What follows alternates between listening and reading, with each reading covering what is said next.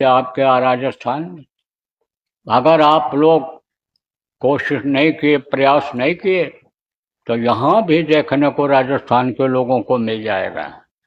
अभी अभी बता दें आपको क्या देखने को मिलेगा।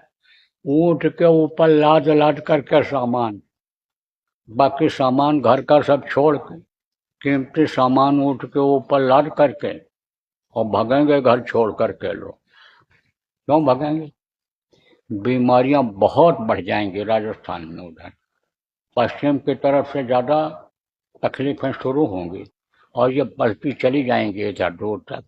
तो अब आप ये समझो कि क्या तबाही आएगी, उसका भी संकेत दे दूँ आपको।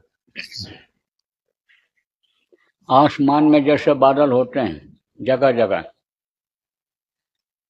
तो कहते हो कि अब पानी भरा हुआ है इसमें, या बरसेगा जब बादल इकट्ठा हो जाएंगे।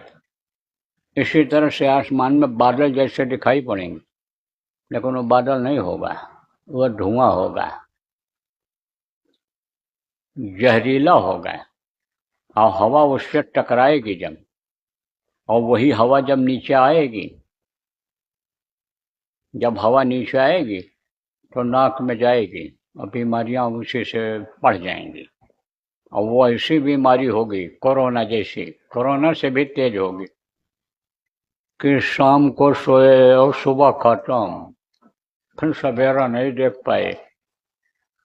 अब अभी बता दें, जो पढ़े लिखे लोग हो, कैसे होता है ये। जैसे ये कोयला है, कोयला जला करके बंद कमरे में सो जाओ, तो सुबह जब देखोगे तो जान नहीं है, मालूम पड़ रहा सो रहे हैं। ऐसे होता है।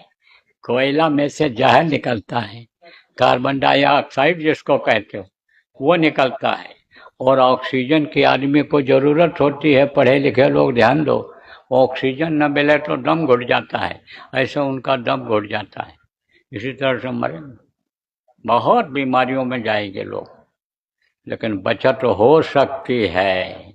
अगर विभीषण की बचत हो सकती है, अगर प्रहलाद की बचत हो सकती है, अगर ध्रुव की बचत हो सकती है, जो भगवान के ऊपर निर्भर थे और उनका हाथ उंगली पकड़ लिया था, खंभे को हाथ में ले लिया था, उसकी बचत हो जाती है।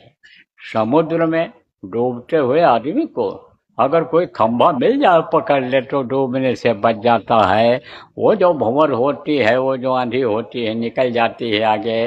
बवंडर में कोई फंस गया और कोई पेड़ की डाल ही हाथ में आ गई, तो बवंडर का हवा निकल जाता है वो और बच जाता है। ऐसे ही बच